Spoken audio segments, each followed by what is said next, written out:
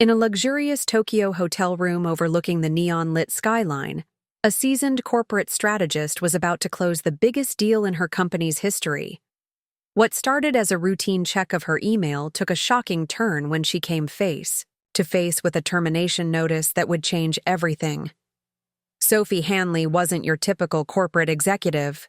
For 6 years, she had spent her life building relationships across continents and navigating complex international business deals, known for her ability to turn impossible negotiations into million-dollar partnerships. When she encountered that devastating 40-word email eliminating her position, she had no idea she was walking into the opportunity of a lifetime.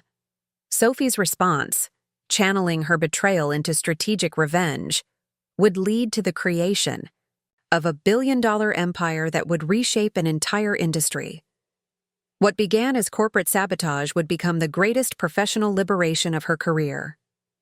The business world would never be the same after Sophie proved that sometimes the worst thing that happens to you becomes the catalyst for building something extraordinary. Before we jump back in, tell us where you're tuning in from, and if this story touches you, make sure you're subscribed, because tomorrow, I've saved something extra special for you. You know that feeling when you're about to close the biggest deal of your career and your phone buzzes with what you think is, congratulations? Like your whole body is humming with this electric anticipation, but then everything just stops. I was standing on the 42nd floor of the Mandarin Oriental in Tokyo, watching the city pulse with neon life below me. The skyline looked like someone had scattered diamonds across black velvet, each light representing dreams, failures, victories. I pressed my palm against the cool glass and let myself feel proud for exactly 30 seconds. Tomorrow morning, I would walk into the Sakura boardroom and close the Yamamoto Industries deal. 3 years of cultivation, 18 months of intensive negotiations, countless red-eye flights between Boston and Tokyo, $47 million in tech infrastructure consulting. The biggest deal in Apex Tech's history. I was Sophie Hanley, Senior Strategy Director, Deal Closer Extraordinaire, and I was about to make corporate history. My phone buzzed. The screen lit up with an email notification from Luca Zhao, our CEO. The subject line read, Personnel Update, Immediate Action, Required. My stomach did this weird little flip. Personnel updates at 11 p.m. Tokyo time meant 10 a.m. Boston time. Middle of a Tuesday. That wasn't normal, but then again, nothing about this week was normal. Maybe it was about my promotion. Maybe Luca wanted to make it official before the Yamamoto announcement hit the press. I opened the email. The words didn't make sense at first. Like when you're reading in a foreign language and you understand each individual word, but they won't arrange themselves into meaning. Dear Sophie, effective immediately, your position as Senior Strategy Director has been eliminated due to organizational restructuring. Your final compensation, including 2 weeks severance, will be processed according to standard termination procedures. Please coordinate with HR regarding the return of company property. Your access to all Apex Tech systems has been revoked as of this correspondence. We appreciate your contributions to the organization. Regards, Luca Zhao, Chief Executive Officer. I read it again. Then again. The city lights blurred as my eyes filled with tears I didn't even realize were coming. Eliminated. Terminated. Revoked. The phone slipped from my hands and clattered on the marble floor. I stared at it lying there, screen still glowing with those impossible words, and felt something fundamental crack inside my chest. 3 years. 3 years of building relationships with the Yamamoto family. Learning about their business philosophy, their commitment to sustainable technology, their concerns about working with American companies. I'd spent Christmas in Tokyo 2 years ago, because Hiroshi Yamamoto's father was visiting and wanted to meet the lead strategist personally. I'd learned basic Japanese phrases. I'd studied their corporate culture until I could navigate their decision-making process like a native. And now, 12 hours before I was supposed to close the deal that would secure Apex Tech's expansion into the Asian market, they'd fired me, by email, while I was in a foreign country. The hotel room door clicked open behind me. Nathan's voice, warm and familiar. "Hey, how'd the prep call go? You ready to change the world tomorrow?" I couldn't turn around. If I looked at him, if I saw his proud, loving face, I was going to completely fall apart, and I needed to understand what was happening first. "Soph, you okay?" My voice came out like a croak. I cleared my throat and tried again. "Nathan, can you look at something for me?" I heard his footsteps cross the room, felt his presence behind me. He picked up my phone from the floor, and I finally turned to face him. Nathan Jorgensen, freelance journalist, my fiancé of 8 months, the most genuinely good person I'd ever met. His dark hair was messy from the pillow, and he was wearing the MIT t-shirt I'd stolen from him so many times it was more mine than his. I watched his face change as he read. Confusion first, then disbelief, then something that looked like fury. What the actual hell is this? "I think," I said, surprised by how steady my voice sounded, "I just got fired." "They can't do this. Can they do this? While you're on a business trip, about to close their biggest deal ever?" I laughed, but it came out weird and broken.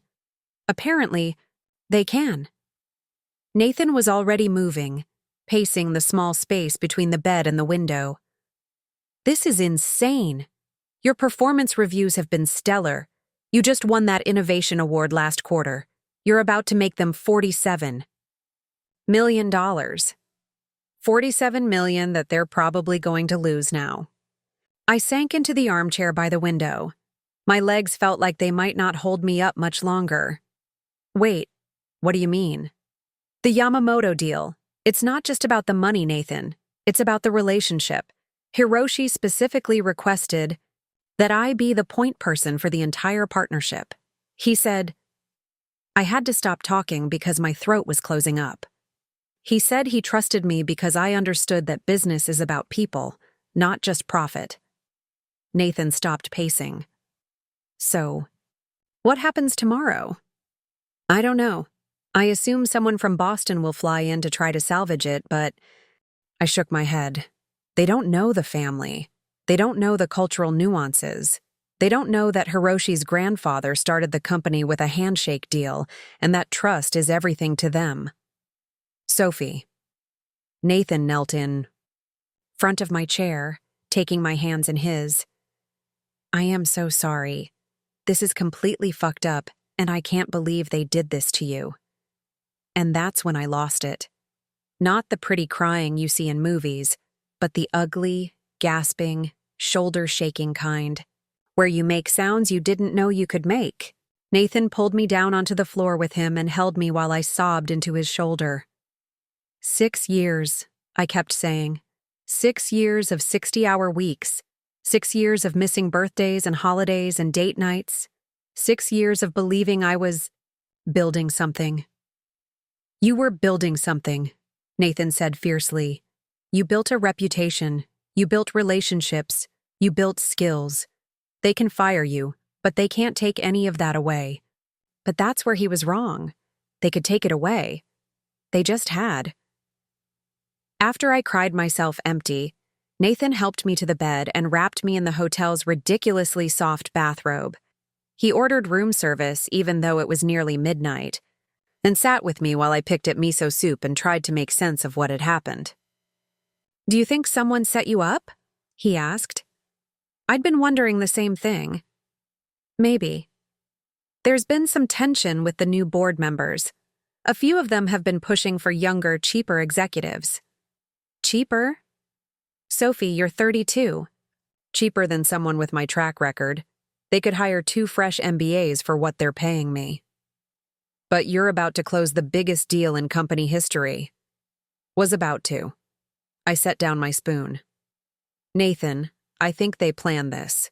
I think they waited until I did all the work. built all the relationships, got everything ready to sign, and then they fired me so they could take the credit and not have to pay me the commission. Nathan's jaw tightened. That's not just cruel. That's stupid. Don't they realize you might be the only reason the deal happens at all? I thought about Hiroshi Yamamoto, about the conversation we'd had over dinner 3 nights ago. He'd talked about his concerns with American corporate culture, how companies seem to view employees as disposable. I'd assured him that Apex Tech was different, that we valued long-term relationships over short-term profits. They probably think business is business, I said. They probably think anyone can walk into that room tomorrow and close the deal because the numbers make sense. But you don't think so. I know so. For the first time since reading the email, I felt something other than devastation. It was small and fragile, but it felt like the beginning of anger. Hiroshi is going to be furious, not just disappointed, furious. He's going to see this as exactly the kind of American corporate betrayal he was worried about. Nathan was quiet for a long moment. So, what do you want to do? I looked at him, this man who'd watched me pour my heart and soul into a job that had just discarded me like I was nothing, who'd supported me through every late night and weekend work session, who'd celebrated every victory like it was his own. I want to make them regret this, I said. The next morning, I did something I'd never done in my entire professional career. I slept until 10 a.m. Then I ordered breakfast in bed and ate it slowly, watching the Tokyo morning rush through our window. Nathan brought me coffee and the international news on his tablet, and we pretended like this was a vacation instead of the worst professional crisis of my life. But my phone kept buzzing. Calls from numbers I didn't recognize, texts from colleagues, emails from clients. I ignored them all until Nathan finally said, "Soph, maybe you should see what people are saying." The first call was from Akiko, Hiroshi's assistant. "Ms. Hanley, Mr. Yamamoto is very concerned. He received a call this morning saying that you would not be attending today's meeting. Please call him immediately." The next was from James Morrison, my counterpart in the London office. "Sophie, what the hell is going on?" Luca's assistant called asking me to fly to Tokyo immediately to handle the Yamamoto closing. I told them I don't know the first thing about the deal. Then, Max Carter, my former colleague who'd left Apex Tech the year before to start his own consulting firm. "Holy shit, Sophie. Just heard about what happened. This is corporate suicide. Call me." But the message that made my hands shake was from Hiroshi himself. "Sophie-san, I am very confused and disappointed by this morning's phone call. We had an agreement that you would be our primary contact throughout this partnership. If Apex Tech cannot honor such a basic commitment, I must reconsider our entire arrangement. Please call me to explain." I looked at Nathan, who'd been reading, over my shoulder. "They're going to lose the deal," I said. "Good," he replied. "Maybe that'll teach them not to treat people like garbage." But as I stared at my phone, something was crystallizing in my mind. Something that felt dangerous and exhilarating and absolutely terrifying. "Nathan," I said slowly, "what if I told you I might have a way to make sure they don't just lose this deal, but that I could make them regret ever letting me go?" He raised an eyebrow. I'd say I'm listening. "What if I told you there might be a way for me to turn this whole disaster into the best thing that ever happened to my career?" I'd say you're starting to sound like the Sophie Hanley I fell in love with. I scrolled through my contacts until I found the number I was looking for. Emma Chu, CEO of Innovora, Apex Tech's biggest competitor. We'd met at conferences over the years, had always maintained a polite professional relationship. Emma had even tried to recruit me once, 2 years ago, but I'd been too loyal to Apex Tech to consider it. Loyalty. What a joke. I hit dial before I could change my mind. "Emma? It's Sophie Hanley. I know this might sound crazy, but are you still interested in having that conversation we talked about? My phone didn't stop ringing for the next 6 hours. Nathan and I had moved to a small cafe in Shibuya, partly because I needed caffeine, and partly because I couldn't stand being in that hotel room where my world had imploded.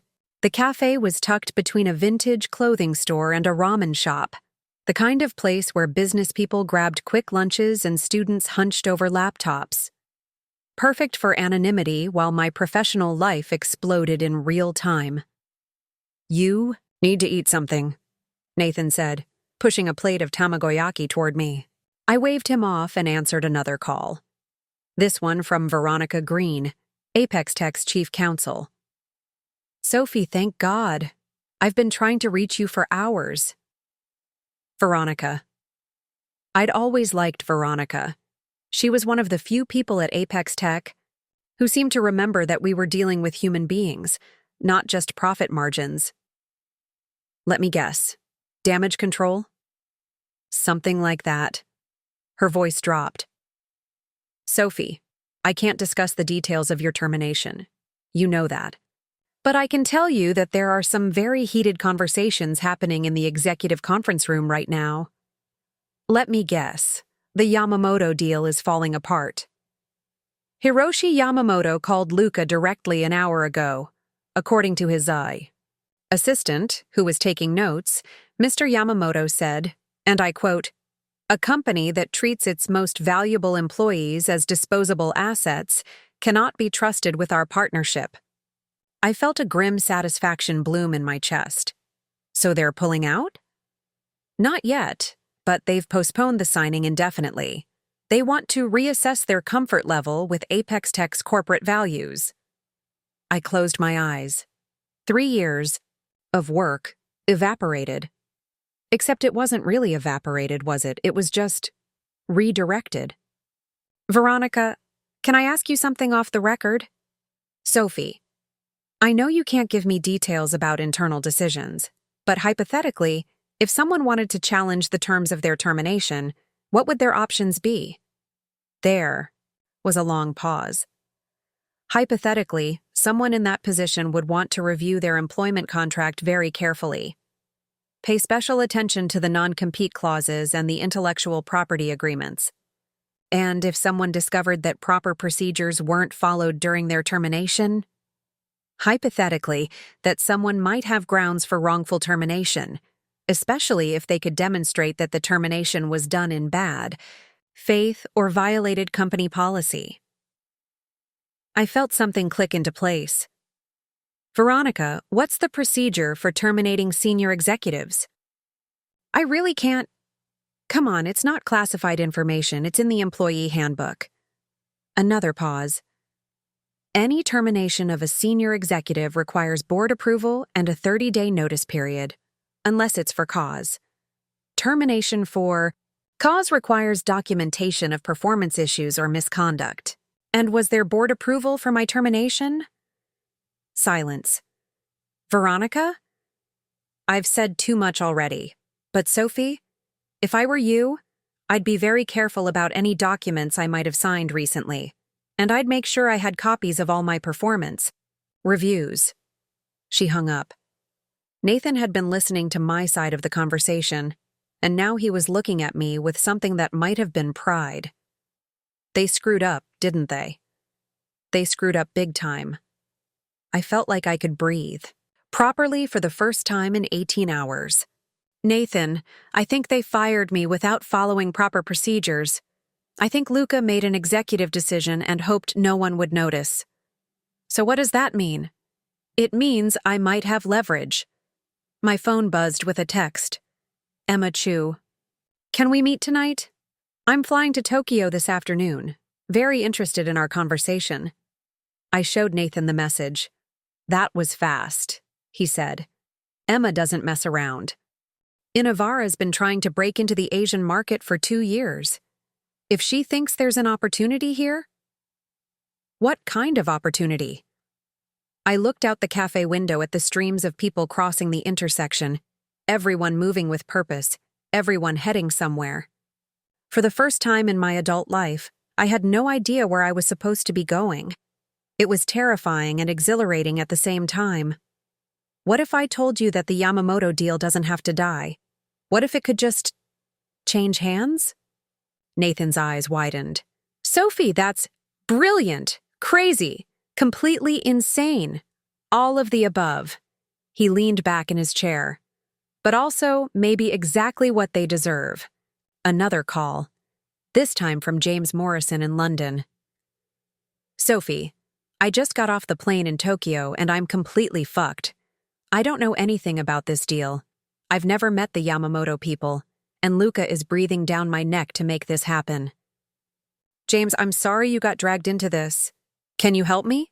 I know they fired you and I know that's completely insane, but I'm drowning here. What do I need to know? I found myself in an impossible position. James was a good guy who'd been thrown into a nightmare situation. But helping him would mean helping Apex Tech recover from their colossal mistake. James, I wish I could, but Sophie, please. $47 million. If this deal falls through, there are going to be layoffs. Real people are going to lose their jobs. And there it was. The guilt card. The reminder that my decision wouldn't just affect the executives who'd screwed me over, but potentially innocent people who had nothing to do with my termination. I can't, James. I'm sorry. What am I supposed to tell Yamamoto? Tell him the truth. Tell him that Apex Tech fired the person he trusted to manage the relationship, and now you're scrambling to pick up the pieces. Maybe he'll appreciate the honesty. I hung up feeling sick. Second thoughts? Nathan asked gently. No, yes, maybe. I put my head in my hands. God, Nathan, what if I'm about to make a terrible mistake? What if I'm letting my anger drive me to do something that hurts innocent people? Hey, he reached across the table and took my hands. Look at me. I looked up. You didn't create this situation. You didn't fire yourself via email while you were on a business trip. You didn't destroy the trust between Apex Tech and their biggest potential client. They did that. But if I help Emma steal the deal, you're not stealing anything. You built those relationships. You earned Hiroshi's trust. If you want to take that trust somewhere else, that's your right. Another text, this one from Max Carter. Heard about Emma reaching out. Good for you. But be careful. Non-compete clauses are nasty. Call me before you meet with her. I called Max immediately. Sophie fucking Hanley, he said by way of greeting. I cannot believe those idiots fired you. Max, what do you know? About my non-compete clause? I know it's ironclad for anyone working in tech consulting in North America. But here's the thing. It doesn't apply to work done outside your geographic territory. And it definitely doesn't apply if they terminated you without cause. What do you mean? Sophie, non-compete clauses are designed to protect companies from employees who quit to join competitors. They're not meant to prevent people from working after they've been wrongfully terminated. If you can prove they fired you improperly, you might be able to challenge the whole thing. And the Yamamoto deal? That's trickier. Any work you did while employed by Apex Tech technically belongs to them. But relationships, trust, the personal connections you built, those belong to you. I felt pieces of a plan starting to come together. Max, hypothetically, if someone wanted to approach Yamamoto Industries as a representative of a different company, hypothetically, that someone would need to make sure they weren't using any proprietary Apex Tech information. No internal documents, no pricing strategies, no confidential client data. But if that someone had personal relationships with the client, and if the client specifically requested to work with that person, then that would be the client's choice, wouldn't it? When I hung up, Nathan was grinning at me. What? You've got that look. What look? The look you get when you're about to do something that's going to change everything. He was right. I could feel it building inside me. This sense of possibility that was bigger than just revenge.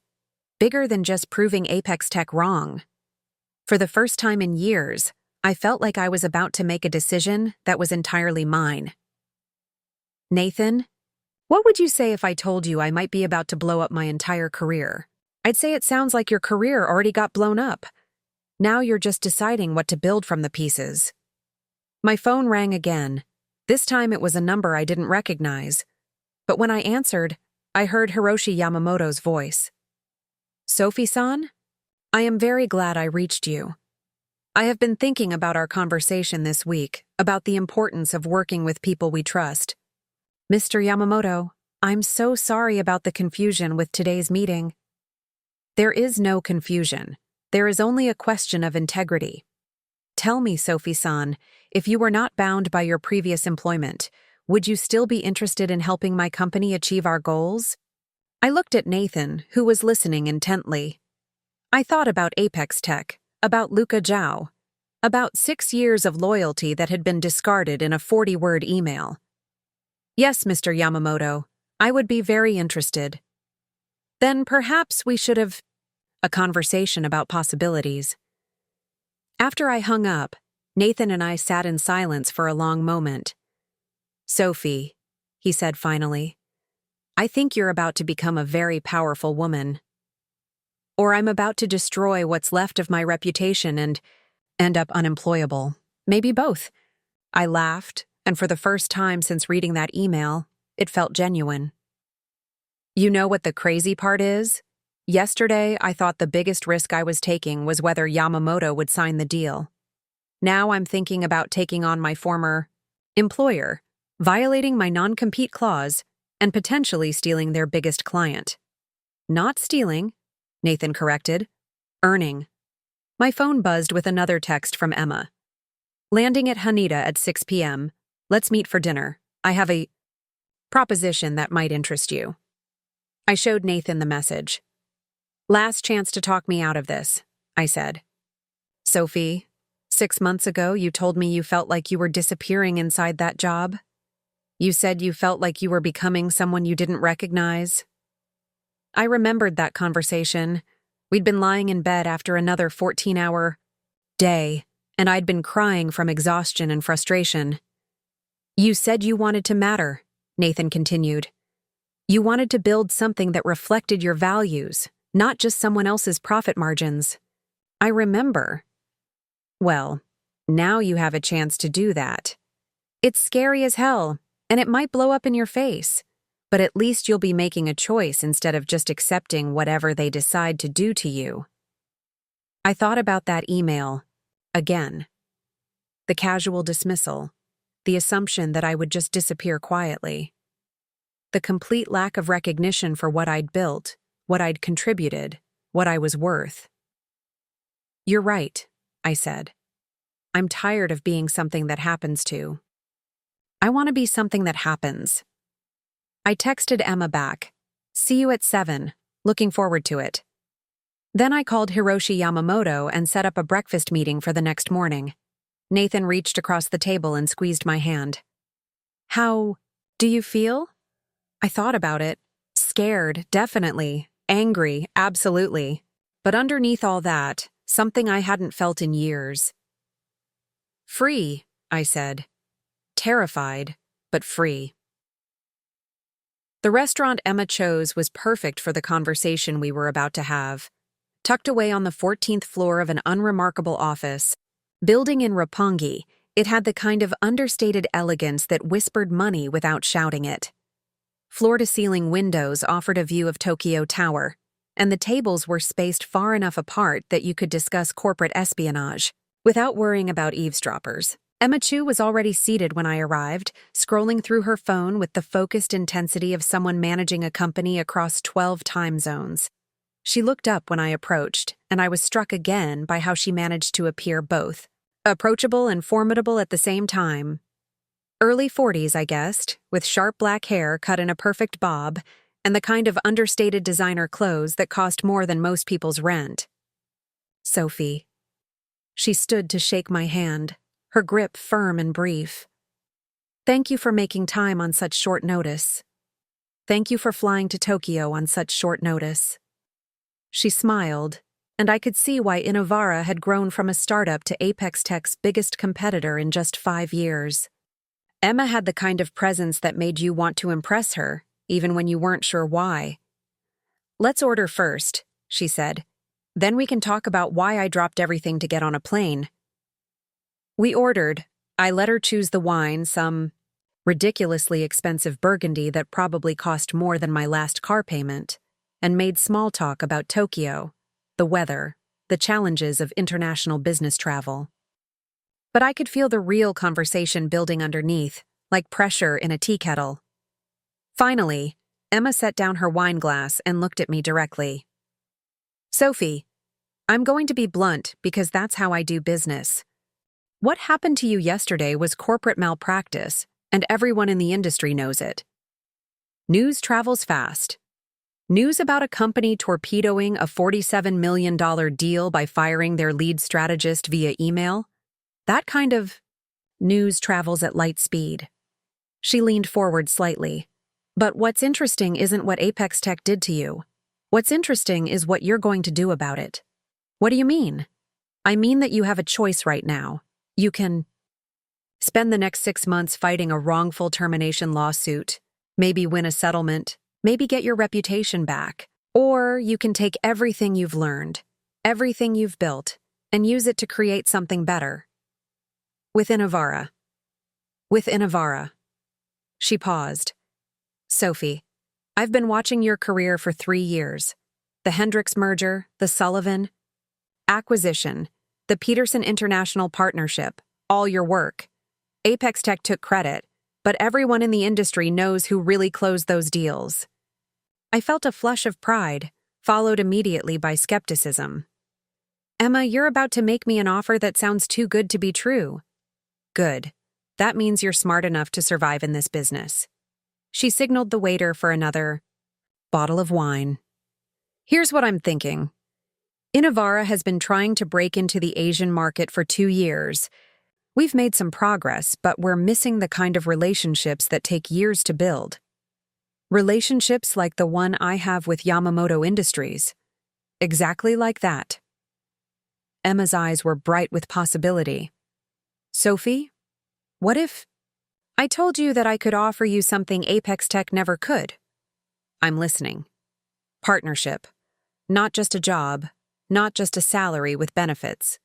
I'm talking about equity in the company, a real voice in strategic decisions, the freedom to build the kind of business you actually believe in."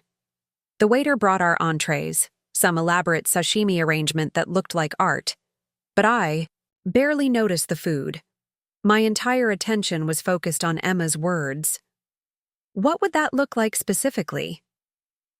"You join Innovara as a senior partner, reporting directly to me. You get a signing bonus that's double your Apex Tech salary, plus equity that could be worth serious money when we go public next year. But more importantly, you get to run your own division focused on international expansion." "And the Yamamoto deal?" Emma smiled. "What Yamamoto deal?" "As far as I know, Hiroshi Yamamoto is a successful businessman who might be interested in partnering with a company that values long-term relationships over short-term profits." I felt my pulse quicken. "Emma, there are legal issues, non-compete clauses, confidentiality agreements, all of which become questionable when you've been wrongfully terminated." She pulled out her phone and showed me a text message. "That's from my legal team. They've been reviewing public information about your termination, job posting, press releases, that kind of thing. Their preliminary assessment is that Apex Tech violated their own procedures." "What do you mean?" "No board approval, no performance documentation, no 30-day notice. Sophie, they fired you because Luca Zhao made an impulsive decision and hoped no one would notice." I thought about my conversation with Veronica earlier. So the non-compete might not be enforceable. Our lawyers think we can challenge it successfully. But even if we can't, there's nothing preventing you from building new relationships with new clients. And if existing clients specifically request to work with you... She shrugged elegantly. "Preparing and narrating this story took us a lot of time, so if you are enjoying it, Subscribe to our channel. It means a lot to us. Now back to the story. I leaned back in my chair, trying to process everything she was offering. It was everything I'd fantasized about during those long nights at Apex Tech when I'd felt like just another cog in someone else's machine. But it was also completely terrifying. Emma, can I ask you something?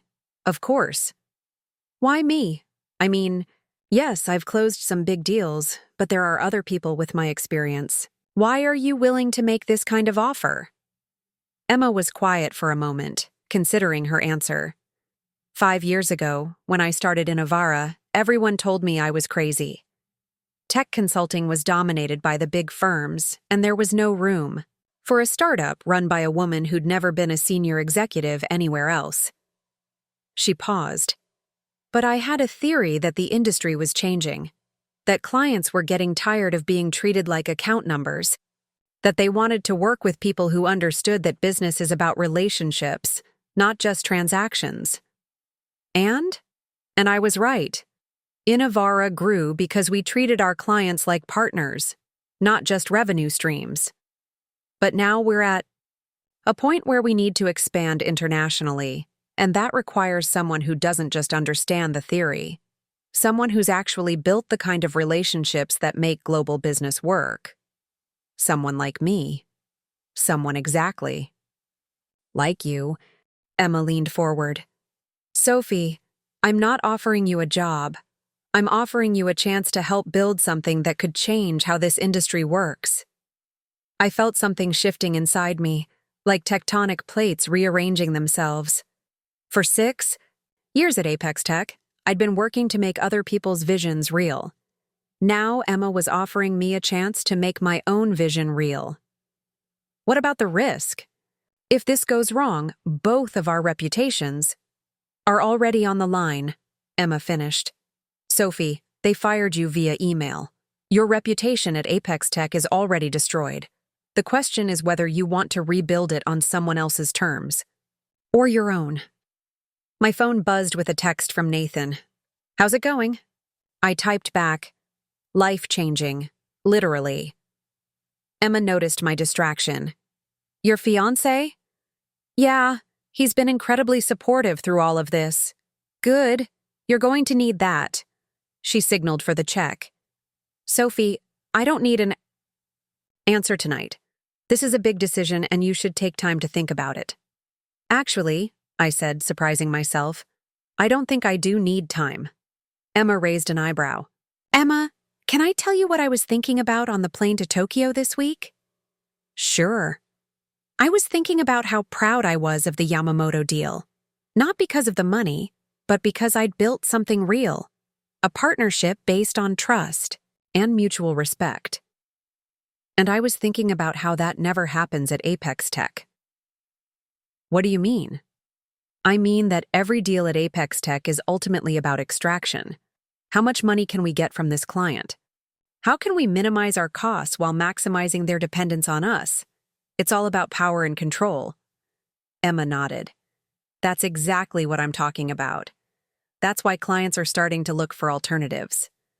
So when you say you want to build something different, what does that actually mean? It means treating clients like partners. It means thinking about long-term relationships instead of short-term profits. It means building a company where people like you don't get fired via email for being too good at their jobs. I thought about Hiroshi Yamamoto, about our conversations over the past 3 years, about how he'd talked about wanting to work with a company that shared his values, about how he'd specifically chosen me because he trusted me to understand that business was about more than just numbers. Emma, I have one condition. Name it. I want to call my own shots. No micromanaging, no second-guessing my client relationships, no firing people via email when they become inconvenient. Emma extended her hand across the table. Deal. We shook on it, and I felt like I'd just jumped off a cliff. Terrifying and exhilarating and completely irreversible. So what happens next? I asked. Next, you have a conversation with Hiroshi Yamamoto. Not as a representative of Apex Tech, and not yet as a representative of Innovara. Just as Sophie Hanley, independent consultant, exploring possibilities. And if he's interested, then we make it official. I'll have contracts drawn up. We'll announce your partnership with Innovara, and we'll watch Apex Tech scramble to figure out what hit them. I laughed, feeling giddy with possibility and wine and the sheer audacity of what we were planning. Emma, this is either the smartest thing I've ever done or the most career-destroying mistake in corporate history. Probably both, she agreed, cheerfully, but it's going to be interesting either way. When I got back to the hotel, Nathan was waiting up, reading in bed. He looked up when I walked in and immediately set down his book. Well, I think I just agreed to blow up my entire professional life. Good blow up or bad blow up? I sat on the edge of the bed and told him everything. Emma's offer, the equity partnership, the chance to build something new. The plan to approach my phone started ringing at 6 a.m. Tokyo time, with Luca Zhao's name flashing on the screen. I almost didn't answer, but curiosity won. Sophie.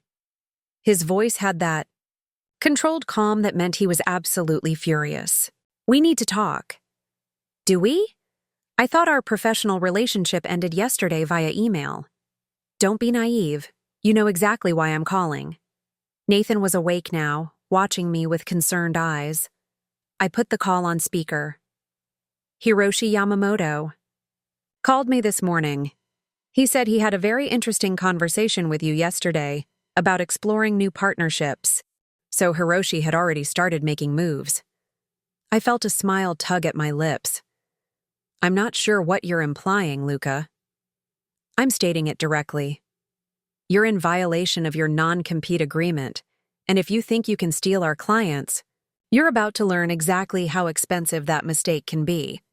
Instead of feeling intimidated, I felt a cool clarity that surprised me. Luca, let me ask you a question. Did you follow proper termination procedures when you fired me? Silence. Because I've been reviewing my employment contract. Senior executive terminations require board approval and 30 days notice, unless it's for cause. Was my termination for cause? More silence. Because if it wasn't for cause, and if you didn't follow proper procedures, then my non-compete agreement might not be as ironclad as you think. Sophie, listen carefully. You built those client relationships on company time, using company resources. If you try to take them with you, I'm not taking anything. But if clients choose to work with me independently, that's their decision. We'll sue you into bankruptcy. Go ahead. I'm sure your board would love to explain to shareholders why you're spending millions in legal fees to sue the employee you wrongfully terminated. I hung up. Nathan stared at me. Holy shit, Sophie. You just told your former CEO to go fuck himself. I did, didn't I? God, that felt good. But the good feeling didn't last. Within an hour, my phone was exploding with calls from former colleagues. The call that really shook me came from Sarah Chen, one of the junior strategists I'd mentored. Sophie, they're saying you tried to steal the Yamamoto deal. They're calling an all-hands meeting this afternoon, and Luca is telling people you were terminated for performance issues. I felt sick. Performance issues? He's saying you were insubordinate, that you refused to follow company protocols. After I hung up, I sat in stunned silence. They're rewriting history, I told Nathan. Luca is telling people I was fired for cause. My phone rang again. Veronica Green, Apex Tech's chief counsel. Sophie, I shouldn't be calling you, but Luca held an emergency board meeting this morning. He told them you were trying to steal proprietary information. The board authorized legal action. But they didn't approve my termination in the first place, did they? No. Luca acted unilaterally, and now he's trying to cover his tracks by making you look like the villain. That afternoon, I met with Hiroshi Yamamoto at a quiet tea house in Ginza. After we ordered tea, he spoke first. I had a very interesting phone call this morning. Mr. Zhao called to inform me that you had been terminated for unprofessional conduct. My heart sank. Mr. Yamamoto, I can explain. He held up a hand. After speaking with Mr. Zhao, I made some phone calls of my own. To Diana Chen, to the Rosenberg family, to Jonathan Leowitz. I knew all those names, former clients who'd trusted me with hundreds of millions in business decisions. They told me that Sophie Hanley is the most trustworthy person they have ever worked with in American business. They told me that any company foolish enough to fire you would lose their business immediately. Mr. Yamamoto, I have learned to recognize the difference between someone who tells the truth and someone who tells convenient lies. Mr. Zhao is telling convenient lies. So what does that mean for the Yamamoto Industries partnership? It means that Yamamoto Industries is no longer interested in working with Apex Tech, but we are very interested in working with you. That evening, walking through Tokyo with Nathan, I felt like I was in a fever dream. Do you realize what this means? Nathan asked, stopping to face me.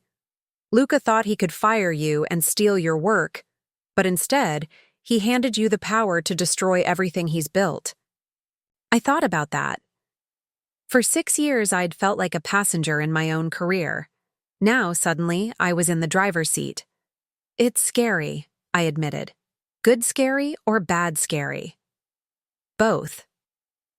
3 weeks after returning from Tokyo, I was sitting in a conference room 30 floors above downtown Boston, watching Emma Chu explain to our legal team why Luca Zhao was about to become the poster child for corporate malpractice.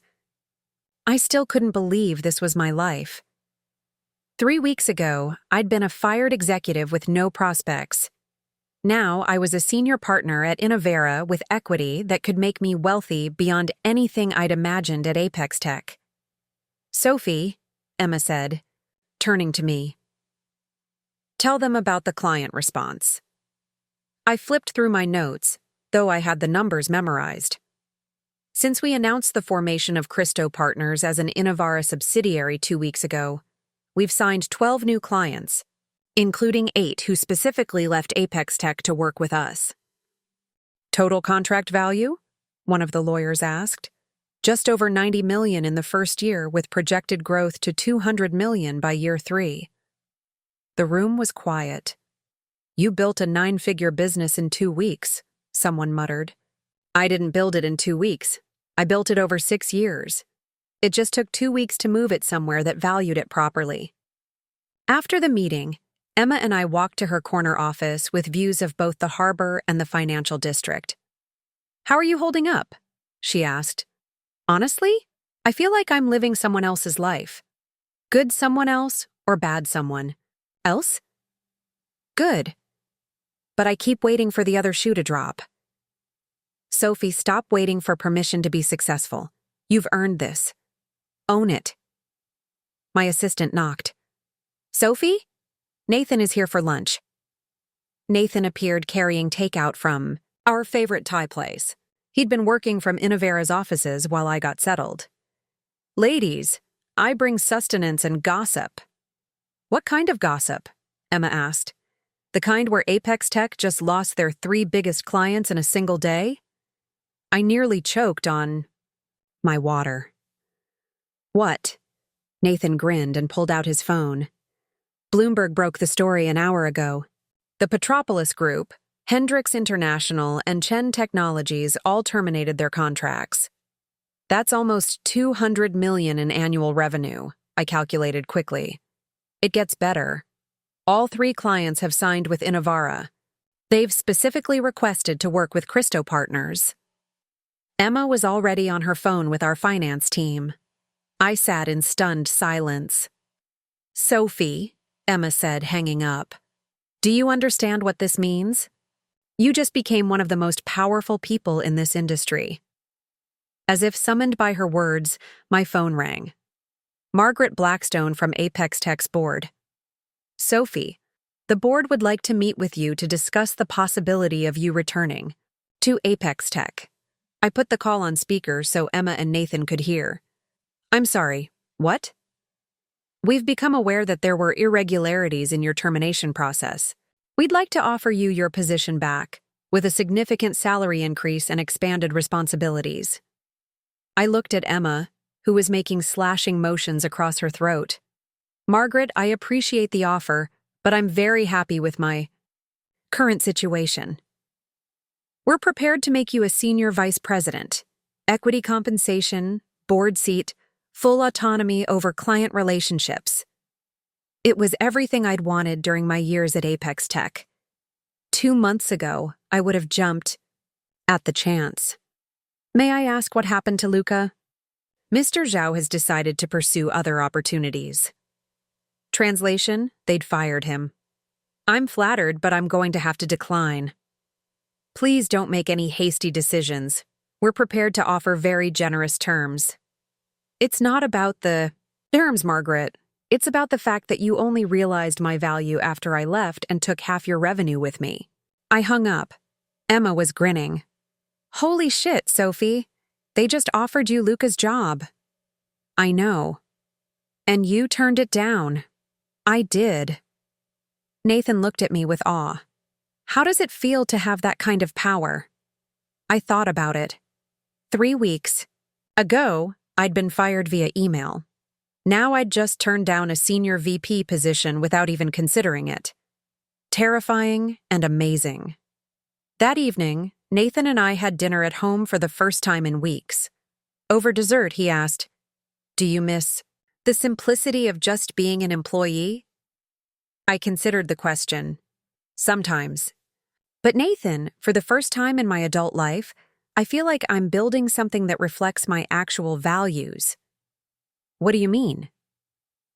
At Apex Tech, I was always trying to make the best of a system I didn't really believe in. Now I get to decide how we treat our employees. I get to choose which clients we work with, based on whether we actually like them as people. Nathan reached across the table and took my hand. I think Luca Zhao did you the biggest favor of your life. I laughed. You might be right. My phone buzzed with a text from Hiroshi Yamamoto. Sophie-san, thank you for dinner tonight. I'm honored to be working with someone who understands that business success without personal integrity is meaningless. I smiled and turned off the light. For the first time in years, I was excited to find out what came next. The Wall Street Journal article appeared on a Tuesday morning, buried on page 3 but devastating. Embattled tech firm faces federal investigation. The subheading was worse. Apex Tech under scrutiny for potential securities fraud related to executive termination. I was reading it in Inavara's break room when Emma found me, her face grim. You've seen it. How bad is this going to get? For them, potentially catastrophic. For us, that depends on how Luca handles it. Someone had leaked information about Apex Tech's internal communications to federal investigators. The SEC was looking into whether Luca's false statements about my termination constituted securities fraud. Emma, I never wanted this to become a federal case. Sophie, you didn't make it a federal case. Luca made it one when he chose to lie to investigators about your termination. What do you mean? When the SEC started asking questions about the client departures, Luca told them you'd been terminated for embezzlement and corporate espionage. He provided fabricated documentation. I felt sick. He told federal investigators I was a criminal? Gets worse. He also claimed that the clients who left were co-conspirators in your supposed theft. My phone rang. Margaret Blackstone. Sophie, we need to talk. Urgently. Margaret? I thought we'd already had this conversation. Things have changed. Can you meet me for lunch today? I'm calling you as a friend, not as a board member. There are things you need to know. Against Emma's better judgment, I met Margaret at a quiet restaurant in the Back Bay. She looked older and more tired than I remembered. Luca is planning to name you as a co-conspirator in a federal countersuit. The words hit me like a physical blow. What? He's claiming that your departure was part of a coordinated plan to steal Apex Tech's trade secrets. He's alleging that Innovera hired you specifically to gain access to our proprietary information. That's completely insane. I know, the entire board knows, but federal investigations have a way of destroying reputations even when charges are never filed. That afternoon, I called an emergency meeting with Emma and our legal team. The conference room felt like a war room. Luca's federal countersuit is legally frivolous, but potentially damaging from a PR perspective, said David Kim, our lead attorney. Emma was pacing. What if we don't wait for him to file? What if we go on the offensive? What do you mean? David asked. File our own federal complaint alleging perjury, witness intimidation, and abuse of process. That's aggressive, David said carefully. Sometimes aggressive is what the situation calls for, Emma replied. Sophie, this is your decision. I thought about the past few months, about how every time I'd tried to be reasonable, Luca had escalated. What would going offensive look like? David pulled out a thick folder. We file a comprehensive federal complaint alleging that Luca's actions constitute witness intimidation and obstruction of justice. We provide evidence of his false statements to investigators. And then we hold a press conference and force him to defend his actions publicly. Emma stopped pacing. If we do this, there's no going back. This becomes total war, as opposed to letting him destroy my reputation while I smile politely. Fair point. I looked around the room at these people who'd become my allies. Do it. File the complaint. The press conference was Thursday morning in Innovera's main conference room. I looked out at the room full of journalists and felt complete clarity about who I was and what I stood for. 3 months ago, I was terminated via email while on a business trip. Since then, my former employer has engaged in a systematic campaign to destroy my professional reputation through false statements, fabricated evidence, and now federal perjury. The questions came fast and aggressive, but the moment that defined the press conference came when a reporter asked, "Some people are saying you're overreacting to what was essentially a personnel dispute." I looked directly into the camera. When someone lies to federal investigators about your character and threatens to name you as a criminal co-conspirator, that's not a personnel dispute.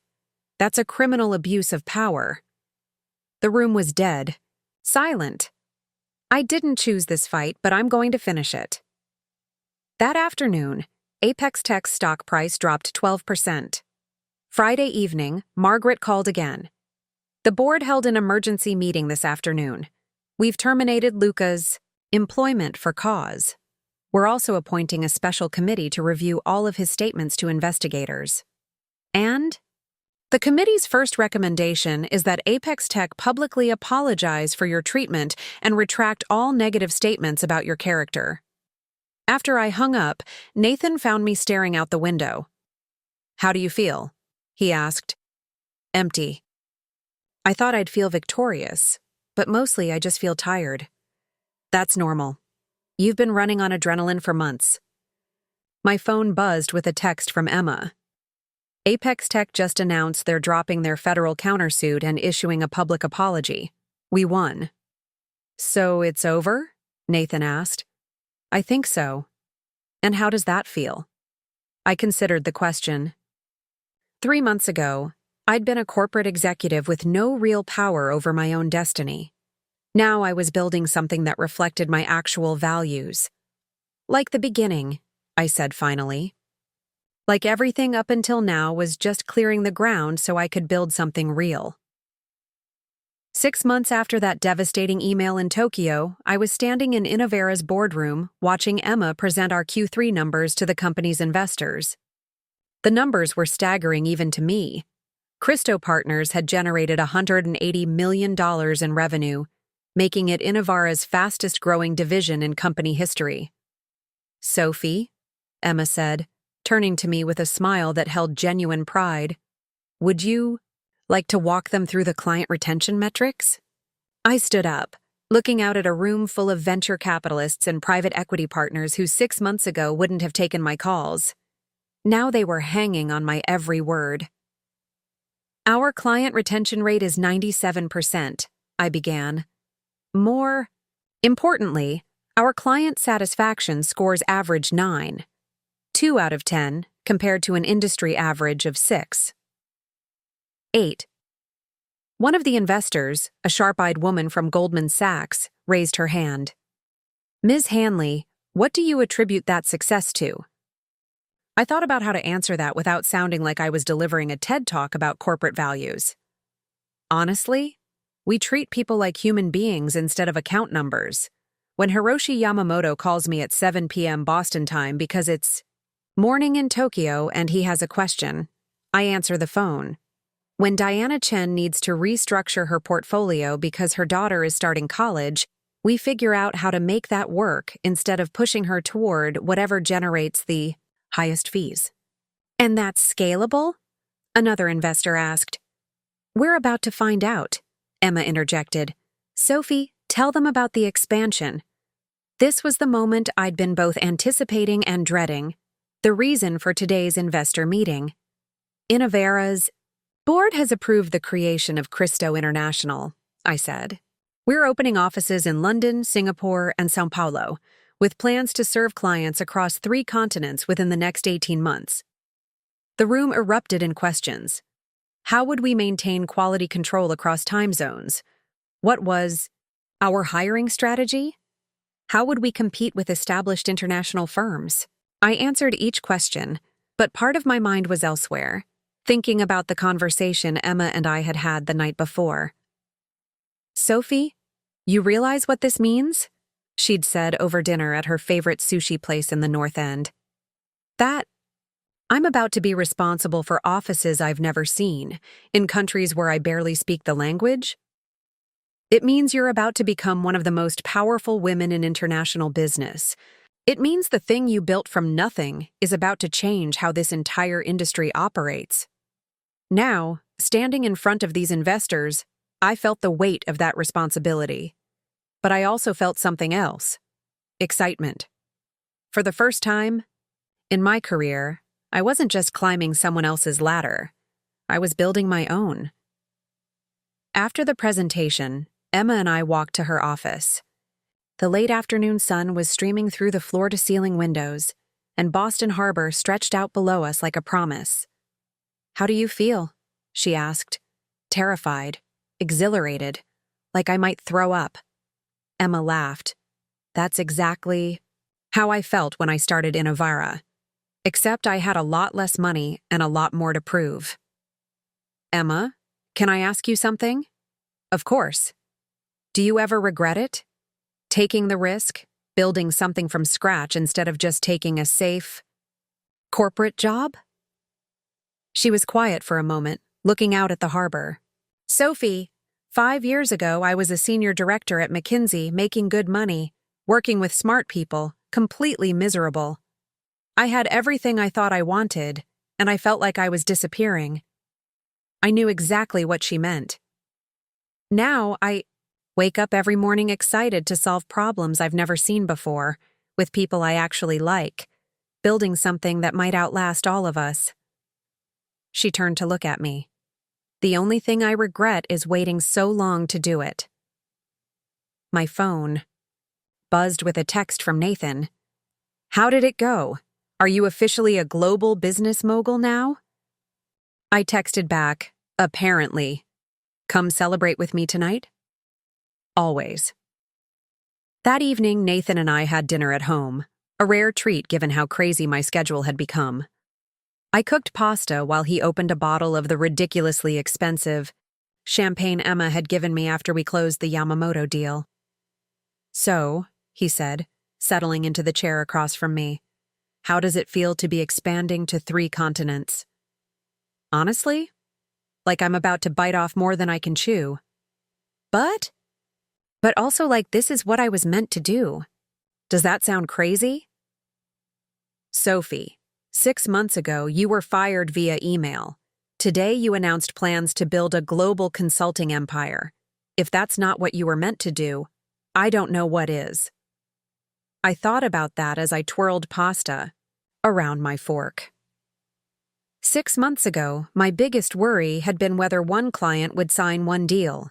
Now I was planning international expansion and thinking about hiring strategies across multiple cultures. Nathan, what if I fail? What if I get to London or Singapore and realize I have no idea what I'm doing? Then you'll figure it out, like you always do. But what if— Sophie. He reached across the table and took my hand. Stop borrowing trouble from tomorrow. You've earned the right to be confident in your own abilities.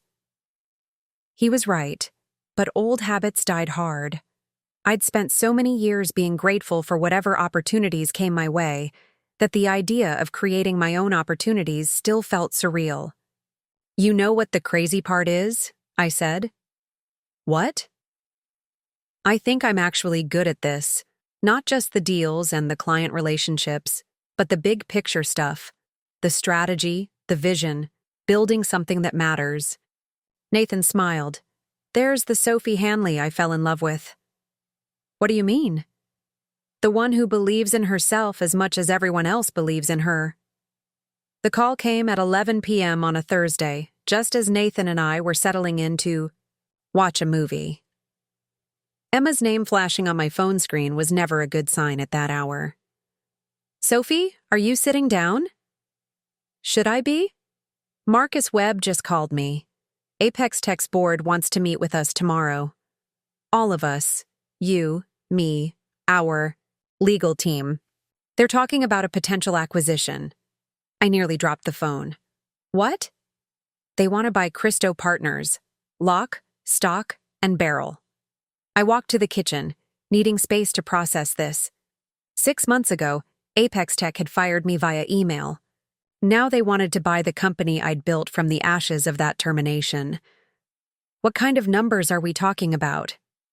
They're starting at $400 million. I sat down hard on one of our bar stools. $400 million? Sophie, that's just their opening offer. Our legal team thinks we could push it north of $500 million, maybe $600 million if we play this right. Nathan had followed me into the kitchen and was watching my face with growing concern. Emma, why now? Why are they doing this? Because they're bleeding money and talent, and they know it. Luca's departure was just the beginning. They've lost 18 major clients in the past 3 months. Their stock price is down 40% from last year, and their 2 biggest competitors are circling like vultures. And they think buying me back will fix that? They think buying your client relationships and your reputation will fix that. Sophie, this isn't about wanting you back. This is about survival. After I hung up, Nathan and I sat in our living room in silence for a long moment. So, he said finally, how does it feel to be worth $400 million? Surreal, terrifying, like someone's going to realize they made a mistake and take it back. Sophie, 6 months ago they fired you to save money on your salary. Now they're offering to pay you more money than most people see in 10 lifetimes to come back. Do you see the irony there? I did see it, but I also saw something else. Nathan, this isn't really about the money. What do you mean? I mean, this is about power, about who gets to decide what my career looks like, who I work with, what kind of business I build. The meeting was set for 2 p.m. the next day in a neutral conference room at a downtown law firm. When Nathan and I arrived, we found ourselves facing the entire Apex Tech board. 8 people who 6 months ago had sat silently while Luca destroyed my career. Margaret Blackstone led the presentation, her voice steady and professional as she outlined their offer. $450 million for Christo Partners, with me returning as Executive Vice President of International Operations. Full autonomy over client relationships, equity compensation, a seat on the board. Sophie, she concluded, we know we made mistakes. We're here to correct them. I listened to the entire presentation without interrupting, taking notes and asking clarifying questions. When she finished, the room fell silent, everyone waiting for my response. Margaret, can I ask you a question? Of course. If Christo Partners hadn't been successful. If I'd failed spectacularly over the past 6 months, would we be having this conversation? I'm not sure I understand. I think you do. You're not here because you realized you made a mistake. You're here because that mistake is costing you hundreds of millions of dollars. Margaret's expression didn't change, but I could see the tension in her shoulders. Sophie, we're offering you an unprecedented opportunity. You're offering me a chance to bail you out of a crisis you created. There's a difference. I stood up, gathering my notes. Margaret, 6 months ago, I would have given anything for this conversation. I would have been grateful for the chance to come back, even after everything that happened. And now? Now I realize that I don't need Apex Tech's permission to build the career I want. I don't need your approval or your validation or your $450 million. The room was dead silent. But here's what I will do. I'll give you the same courtesy you gave me 6 months ago. I pulled out my phone and started typing. I'm sending you an email declining your offer. You'll receive it in about 30 seconds. I hit send. There, now we're even. As we walked out of the building, Nathan was shaking his head in amazement. Sophie, you just turned down $450 million out. I did. Any regrets? I thought about it as we stepped onto the sidewalk, the late afternoon sun warm on my face. None. For the first time in my career, I'm exactly where I'm supposed to be, doing exactly what I want to do, with people who value me for the right reasons. And how does that feel? Like freedom. That evening, Emma called to check in. So, how did it go with the vultures? I turned them down. I figured you would. How do you feel? Like I just passed the final test. What do you mean? I mean, 6 months ago, I defined my worth by what other people were willing to pay me or what titles they were willing to give me. Today, I defined it by what I've built and what I believe in. And I like my definition better. 1 year after that email in Tokyo, I was standing in the Singapore office of Christo International, watching my team present our annual results to a room full of clients and partners. The numbers were extraordinary. $320 million in revenue, across 3 continents, 150 employees, and a client satisfaction rate that had become the industry gold standard. But the number that mattered most to me was different. 0. 0 employees terminated via email. 0 clients treated as disposable revenue streams. 0 decisions made without considering their human impact. Sophie, called out James Mitchell, our London office director, would you like to share some closing thoughts? I looked out at the faces in the room. People from 12 different countries, representing billions of dollars in business decisions, all united by a shared belief that business could be both profitable and humane. A year ago, I began, I thought success meant climbing someone else's ladder as high as possible. I thought loyalty meant accepting whatever treatment I received in exchange for a steady paycheck. I paused, thinking about how much had changed. I learned that sometimes the worst thing that can happen to you professionally becomes the best thing that can happen to you personally. Getting fired forced me to ask questions I'd been avoiding for years. What kind of work actually matters to me? What kind of leader do I want to be? What kind of company do I want to build? Hiroshi Yamamoto raised his hand. Sophie-san, what advice would you give to someone facing their own professional crisis? Don't waste time being angry about what happened to you. Channel that energy into building something better than what you lost. After the presentation, I found myself on the office balcony, looking out at Singapore's skyline.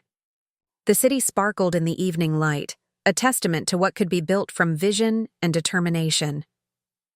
My phone rang. Nathan calling from Boston where it was early morning.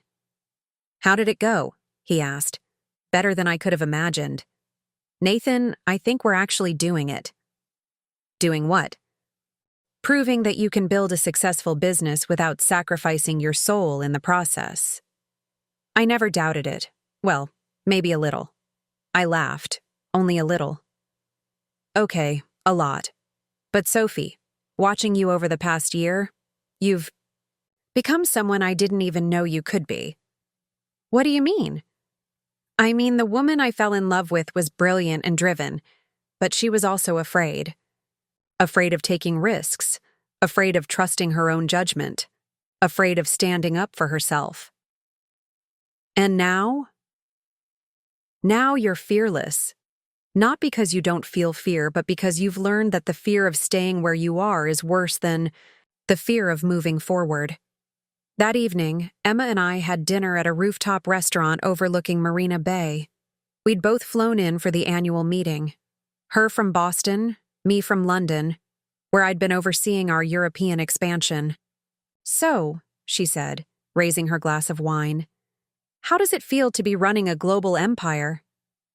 Terrifying and exhilarating, just like you said it would be. Any regrets? I thought about the question seriously. The past year had been a whirlwind of 18-hour days, international travel, high-stakes negotiations, and constant pressure. I'd missed family dinners, postponed vacations, and fallen asleep in more airport lounges than I cared to count. None, I said finally. For the first time in my adult life, I feel like the work I'm doing actually matters. What do you mean? I mean, we're changing how this industry operates. Our competitors are starting to copy our employee policies, our client service models, even our office designs. We're proving that treating people well isn't just morally right, it's profitable. Emma smiled. You sound like someone who's found her calling. I think I have. Emma, can I ask you something? Always.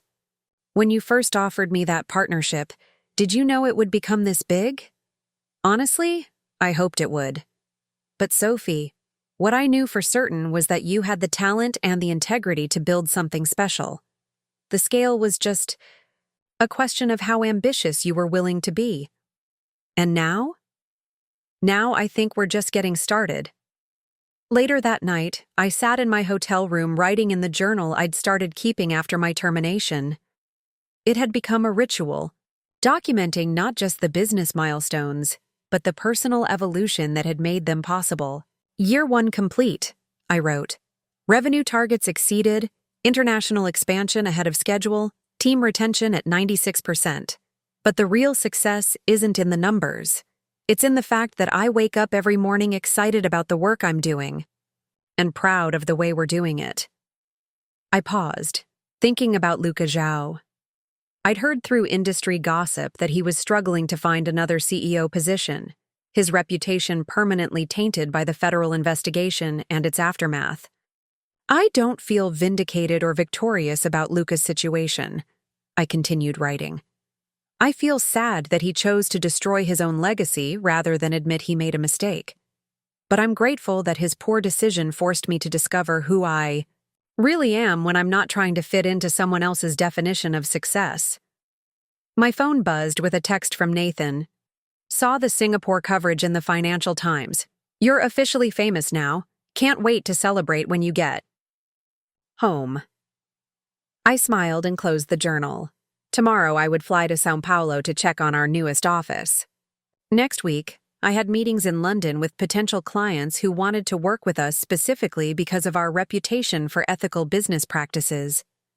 But tonight, I was exactly where I wanted to be, building something meaningful, on my own terms, with people who shared my values. A year ago, I'd been Sophie Hanley, Senior Strategy Director, grateful for whatever opportunities came my way. Now I was Sophie Hanley, founder and CEO, creating the opportunities I wanted to see in the world. It had been worth every moment of uncertainty to get here. 2 years after that devastating email in Tokyo, I stood at the podium of the Global Business Leadership Awards in New York, holding a crystal trophy that read, Entrepreneur of the Year. The ballroom was filled with CEOs, investors, and business leaders who'd watched Christo International grow from nothing into a billion-dollar company. When I started this journey, I said into the microphone, it wasn't by choice. It was because someone decided I was disposable. I paused, looking out at the audience. But here's what I learned. Sometimes the worst professional betrayal becomes the greatest personal liberation. In the audience, I spotted familiar faces. Emma, beaming with pride. Nathan, recording everything on his phone. Even Margaret Blackstone, who'd become an unlikely ally after Apex Tech's collapse 6 months earlier. Success isn't about climbing someone else's ladder, I continued. It's about building your own and then helping others climb it too. As I walked off the stage, trophy in hand, my phone buzzed with a text from an unknown number. Congratulations, Sophie. You were always better than us. Luca. I showed Nathan the message. He shook his head. Too little. Too late. Actually, I said, deleting the text, it's exactly on time. It means I can finally stop looking backward and focus completely on what comes next. And for the first time in years, I had no idea what that would be. It was terrifying and perfect. Up next, you've got 2 more standout stories right on your screen. If this one hit the mark, you won't want to pass these up. Just click and check them out. And don't forget to subscribe and turn on the notification bell so you don't miss any upload from us.